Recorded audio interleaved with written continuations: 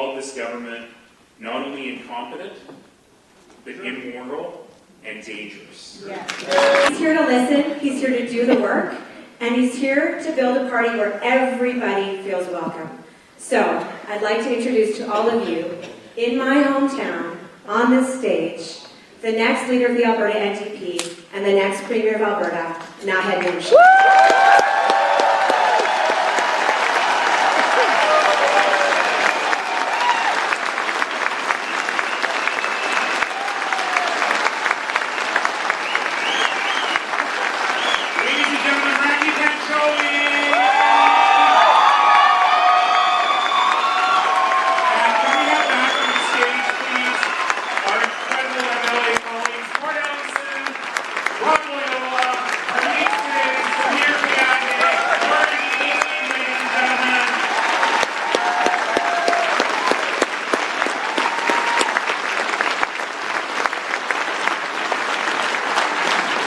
Goodness. Getting a standing ovation in Edmonton 14 days after we launched was not on my bingo card. Look at this room. Nobody told me Edmontonians were so good looking. Thank you. I'm living in great gratitude to be here with all of you and to be present in this room with you. I used to say breathing the same air, but in these late-stage pandemic times, I shouldn't say that. Thinking about a better Alberta. So let me begin by saying to all of you, Tansi, Anin, Uju, Ambawastich, Dadanastada, Size Etia, Okinitsukwa, Nitsuwano, Kabestotis, Pistis. So I just badly mispronounced most of the indigenous languages in this area. All of them have the same meaning. All of those words have the same meaning. And they have the sense of greetings to all my relations. And I love beginning that way, in a good way. Beginning that way by reminding ourselves that in community we are all woven together in a tight tapestry. In indigenous culture, you also say hello by introducing yourself.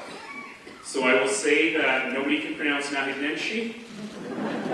I'm used to it, it's been a lot of years. But to my Tsutsena brothers and sisters, I am known as Etia. It means always ready. And as you all know from sitting here today, it does not mean always on time. One of the other interesting things about First Nations culture here on the Great Plains of North America, in fact most First Nations culture, is that it's characterized by an extraordinary sense of humor. And one of the ways that the Blackfoot people in particular, but most First Nations people across the plains, characterize that sense of humor is by making fun of the high and mighty. So in typical Siksika-Sitipi fashion, Elder Pete Standing Alone has given me a name that I cannot pronounce. And it makes the elders laugh every time when I try. It's something like Abestotis or something. 7 years I've been trying. And it means clan leader, he who moves camp and the others follow. And to me, the days that I received those names were among the most meaningful days of my life. I often tell a story, but lots of people are standing, so I won't tell you the whole story. Okay. I'll tell you a little part of the story.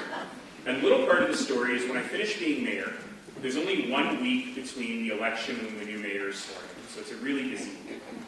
And I had a note in my calendar that said, go to this meeting in this place, and it didn't tell me what the meeting was. But it did tell me what to wear, which is not uncommon in my life. There was a big debate today on whether I should wear orange sneakers on stage. I let other people have these debates. But it said, wear that beautiful jacket that Mrs. Starlight made for you when you got your Tsutsena name, wear your purple ribbon shirt, and wear your thinnest pair of moccasins. To this day, I have no idea why I had to wear the thin pair of moccasins. But obviously, I knew it was an Indigenous event. I didn't know what was going to happen. And when I got into that room, what I learned when I was greeted by elders from all the Treaty 7 nations is that that day, I'd already had those names, but that day, they were going to bestow upon me a ceremonial headdress, an eagle feather headdress. It was very touching. But that day was really meaningful for me for 3 reasons. Reason number 1 is that the Blackfoot elder who was leading the ceremony also could not pronounce my name. I felt vindicated after so many years. Reason number 2, because now I've got the headdress, I can go to any music festival in the world. Coachella, here I come. Thank you for wondering whether you should laugh at that joke. It killed the elders. But reason number 3, the most important reason, is at the end of that ceremony, I was talking to one of the elders, Reg Crowshoe, who I'm quite close to. I call him my Uncle Reg. And he said, congratulations. And I said, thank you, Uncle Reg. This is one of the most meaningful days in my life. And I'm going to find a place of honor in my home to display this beautiful headdress. Spoiler, still haven't done it. And he looked at me and he said, well, it's not for display. It's like, you can display it if you want, but the point is you have to wear it. And I looked at him and I said, Uncle Reg, where do I wear this? Because I don't think it's going to go over well at the Superstore.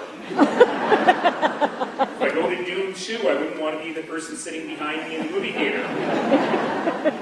And he said, well, look, you have to wear it at symbolic occasions, blah, blah, blah. There's another part of the story that I won't bore you with today about how I embarrassed myself wearing it to the wrong Indigenous occasion. I was the only person in the room with the headdress on. But he said something more important than that. And he said, I think you've misunderstood what we've just done. Do you think this is a thank you gift? Do you think this is a valedictory? A thank you gift for what you've already done? Oh no. That's not what this is. And he looked at me and he said, you keep calling it a headdress, but that's not what we call it. Do you know what we call it? Does anyone know what they call it? They call it a war bonnet. And so I said, yeah, I know you call it a war bonnet, but I don't know why. And he said, it's because we give this to our warriors. And I said, look at me, I'm no warrior. And he said, oh no, you have been a warrior, and you will continue to be a warrior. You will continue to be a warrior for our people, you will continue to be a warrior for all people. You will continue to be a warrior for justice. You will continue to be a warrior for opportunity. You will continue to be a warrior for every single human being's dignity. So the reason I tell you all of that is because I'm channeling my inner Uncle Reg. And I'm saying to all of you that we are warriors. That we are called upon.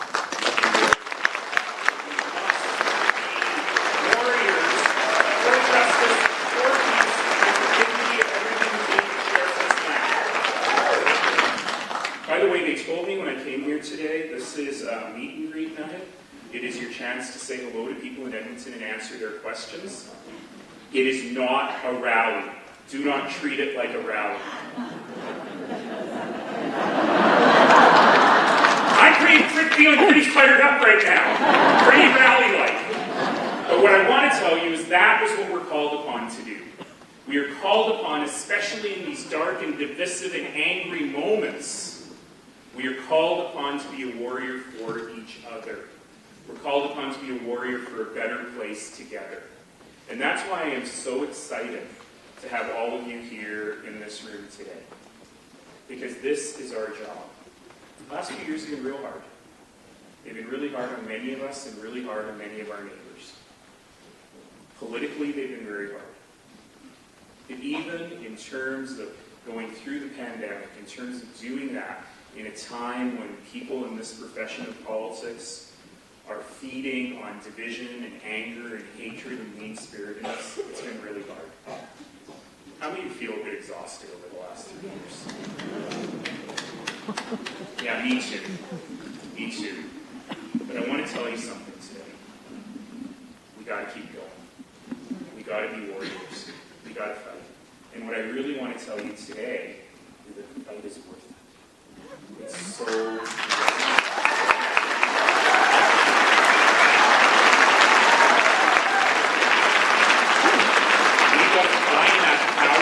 beside us to continue that fight, because Alberta is worth it. Here, here.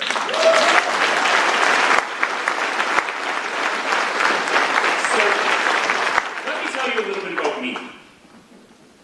I am wearing extremely cool purple socks today.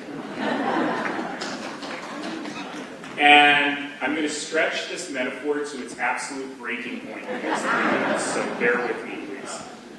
I'm wearing these purple socks today. And a lot of people have said to me, Naheed, you're purple. We know you as purple. What in the world are you doing in orange? Now, this is a big room, so you can't tell, but my tie is orange with a little bit of purple in it. Ask me how hard it was to find an orange tie with a little bit of purple in it. It was actually a gift from someone who said, here you go. But I want to stretch this metaphor for you a little bit. So people say, you're purple.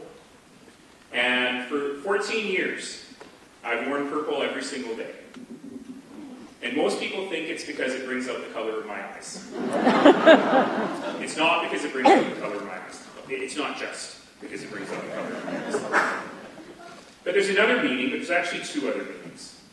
One of the other meanings is that folks say, well, it's a combination of liberal red and conservative blue, and it's calling people to what I call the mighty middle, or the muscular middle. That's kind of right. That's kind of right. But it's not about centrism, as per se, but it is about going to the place where most people live.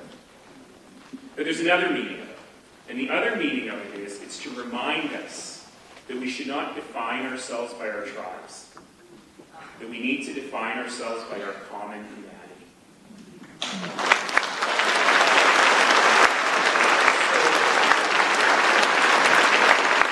when people ask me, what's with the orange? How do purple and orange coexist? Let me tell you what I mean by that. This is where I'm really stretching my metaphor, but here we go. Over the last many months, a lot of folks have been coming to me and saying, hey, what you doing? What are you thinking of doing? And my answer has been, you know what? I believe in service. If you've ever heard me say, you know, one word in Sanskrit, and that word is seva. Seva means service. It means selfless service. And so I've talked a lot in communities around the world about seva, about service, about how we build community together. And I got to tell you, for the last couple of years, I don't mind admitting to you, I was pretty exhausted. And I created a really wonderful life for myself. Focusing on things I love, focusing on people and building communities, making more money than I did as a politician.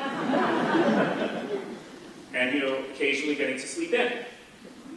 Let's admit it, every single day getting to sleep in. And so when people ask me, do you want to get back into politics? I said, there are many ways to serve. There are many ways of doing seva that don't require me being in politics, and I'm happy to help. But I'm also an Albertan. I grew up here.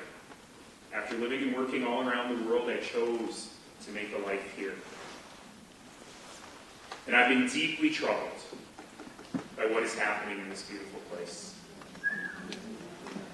I don't characteristically use harsh language. I'm the only politician you'll ever meet who doesn't like it when people swear. And I used some really harsh language when I kicked off this campaign. I called this government not only incompetent, but immoral and dangerous. Yeah.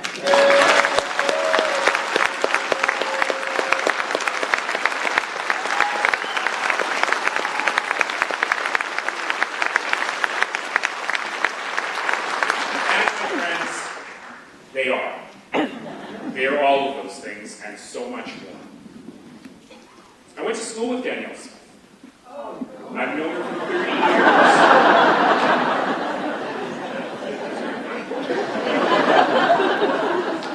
I've known her for 30 years, but this woman who is running our province is not the woman I grew up with. And you can have disagreements with the government. That's part of life. You can protest, you can argue, you can disagree. And certainly I've done all of those things. But I've never seen a government like this before. I've never seen a government that is so disinterested in actually governing. Yeah.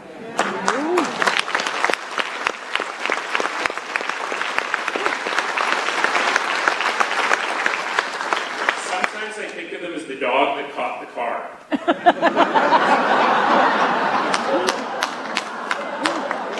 And they got no idea what to do with it. And look, that's bad. It's very bad. But right now, at a pivotal point in human history, it is also dangerous. And it is even more dangerous when this is happening with a complete lack of moral fiber, or ethics, or values.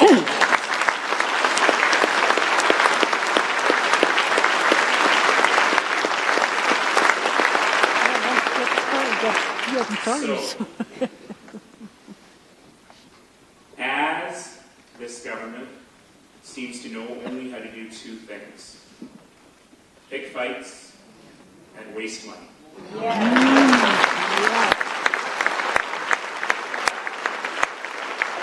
now they indulge themselves, and they indulge their friends in the fun of picking fights and wasting money, as they enrich their lobbyists, life gets harder for all of us. Life gets less and less affordable.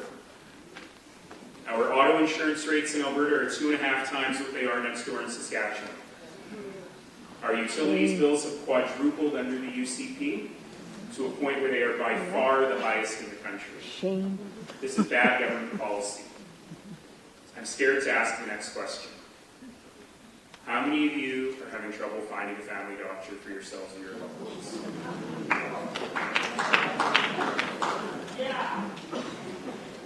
My best friend is a high school teacher, and I remember about a decade ago he was complaining because of cuts to education, and he was saying he had 32 kids in his English 10 class, and how was he going to manage?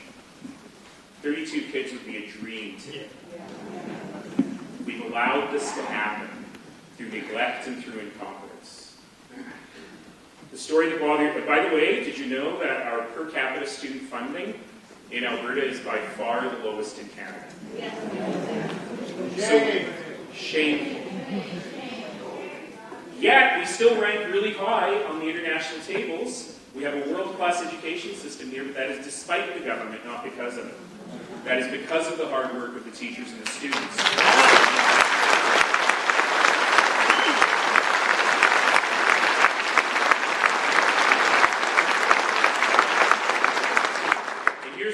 Me the most, just because of where I come from, because this is the one part of the healthcare system that I used to help run when I was the mayor. How is it that in one of the wealthiest jurisdictions in the world, if God forbid somebody fainted in this hall today, we would have to question, should we call 911 or should we just take them to the Royal Outlets because we don't know if there's going to be an ambulance? How does that happen? How does that happen? And so, in all of that, I still didn't want to run for office again. And I've talked to people in every corner of this province. I've talked to people who have always voted and worked hard for the NDP. I've talked to people who've never put an X next to the NDP in their lives. And I've asked some tough questions. Who are we? Who do we want to be? What do we stand for? What do we believe in? And some of the questions were really obvious. Of course, we stand for strong public services delivered by public needs. Of course, we stand for looking after, not punching down on the most vulnerable.